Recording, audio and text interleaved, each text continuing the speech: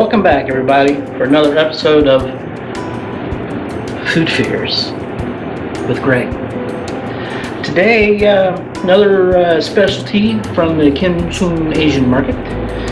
Today, we are going to cook, yes, pig ears. That's a big ear, and we got several of them here. So sit back, relax. So first off, my number one suggestion, if you are married, have a significant other, whatever it might be, friends, forewarn them about this process because there is a slight odor. There is a little bit of a weak stomach factor to it. But once we're done, this rubber ear will look just like that. Crispy, fried, porkalicious. So walk with me, friends. Kind of feel like Mr. Rogers. And let's start this process. So as you would with any meat product, you want to make sure she's very well cleansed. You want to get rid of any, I don't know, dirt, slime. And the one thing about these, they also have hairs on them, so you kind of want to get, well, I gotta buy a torch. These here are fairly clean, but as far as the hairs, and I'll tell you a little story. When you do torch the hairs on it, don't do it inside. It's another mistake I've made in the past, and I'm reminded of it every time the story comes up. I was trying to do a pork or a pig head because I seen it on TV and cooking shows and everything, and I was excited, so I brought it in, and I had the propane torch like this here. I don't know if that's a scab or a booger. So I torched it inside, and as soon as I hit hair, I knew I was in trouble.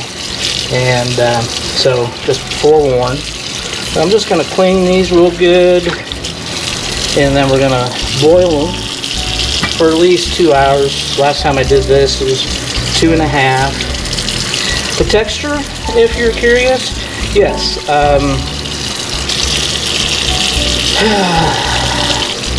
Skin, meaty, veiny, but it's all going to come together.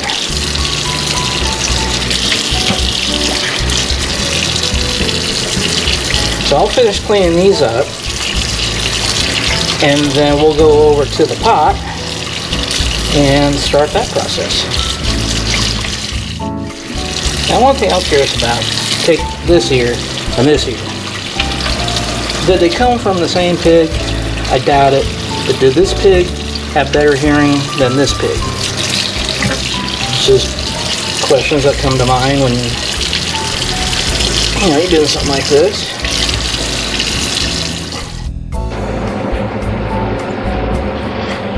Okay, so I'm at my pot. I've got my water boiling.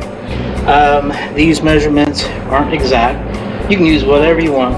One thing I do like to do is to use some broth to give it some color, a little flavor while she's cooking.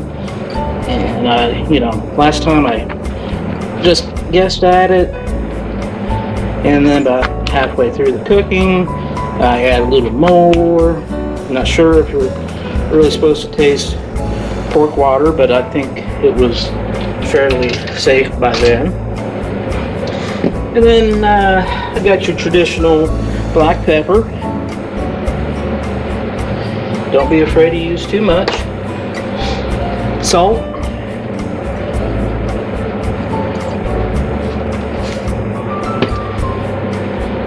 Garlic powder.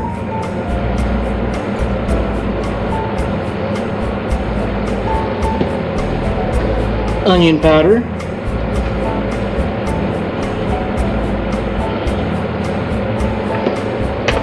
And some ginger. Now, will all these work together? I have no idea. But that's the joy of cooking, especially pig ears. They're cheap. That's probably too much ginger. So I really can't go wrong. If you do have scented candles, now would be the time to light those. So I'm just going to give it a quick stir. Get all that together. It smells just like, well, not home. We never had pig ears at home. One of the guys at work asked me, he says, "Why are you doing all this?" And I think I explained it once before, but you know, I'm just getting tired of the regular hamburgers and pizza. Nothing wrong with it, but I don't know. Maybe it's just a point of getting older and want to try new things. So I'm gonna bring a plate of deliciousness. That is a word. And I'm gonna drop him in. Drop him in.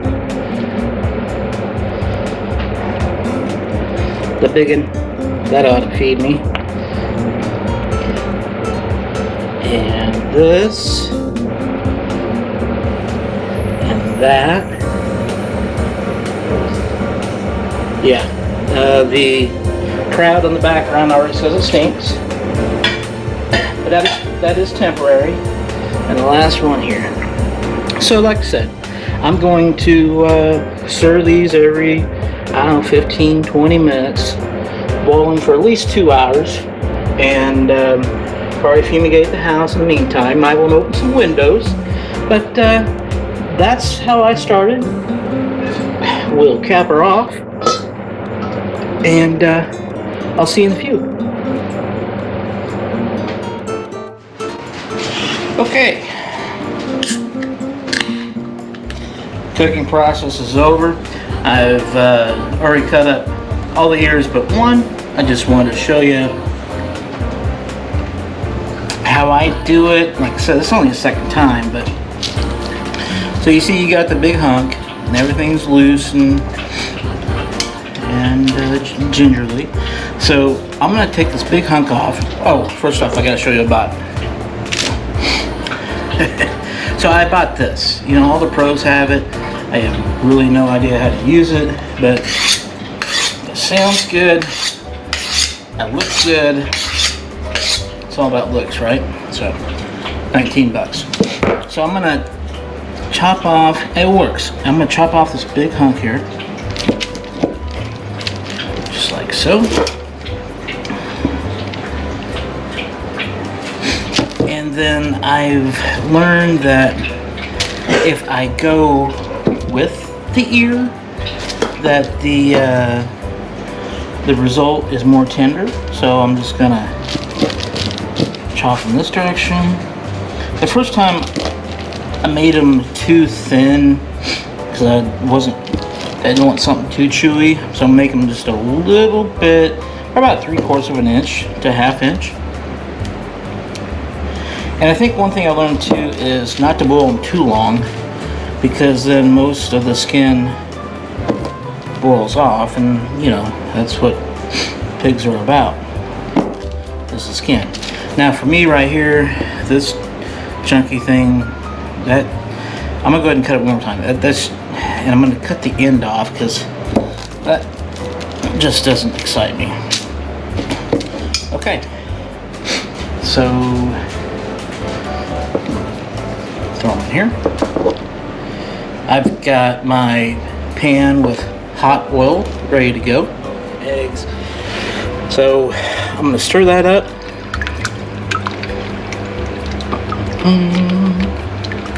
Got some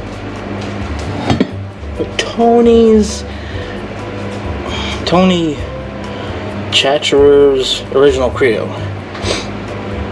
Now if you look at Tony, I'm not sure, you know, how impressed I am. So I got that. I had the flour in there, and I also used some cornstarch, just because I think at one time I heard something about cornstarch. Mix this up. So I mix up my flour here. Strips. Just take some of them, dump them in that. Gonna put in the flour.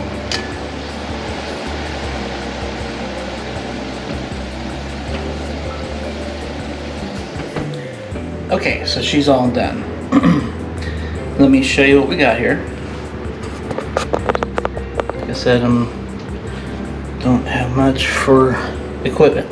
So right there, crispy pig ears, and I don't have scallions for the garnishment, but I do have jalapeno kettle cooked chips.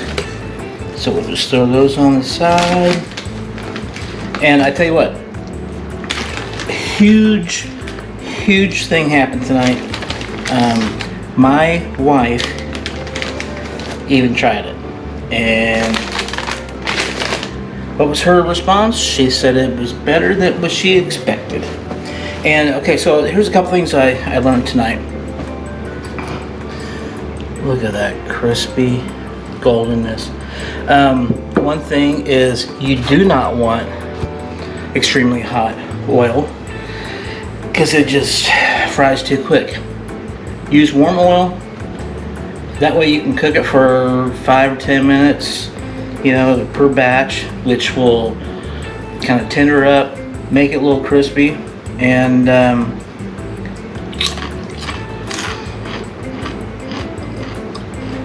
it's good. Here's and I did learn too that the thicker pieces are actually even better because it's got a little bit of meat on it. So they are, you know, people that cook pig ears or whatever, all kinds of pig, are right. You don't throw anything away. God knew what he was doing when he made the pig. So thank you for spending your time with me. I hope you try it. Do what I do. Break out your box. Try something new. There's so much stuff out there. And here's to you.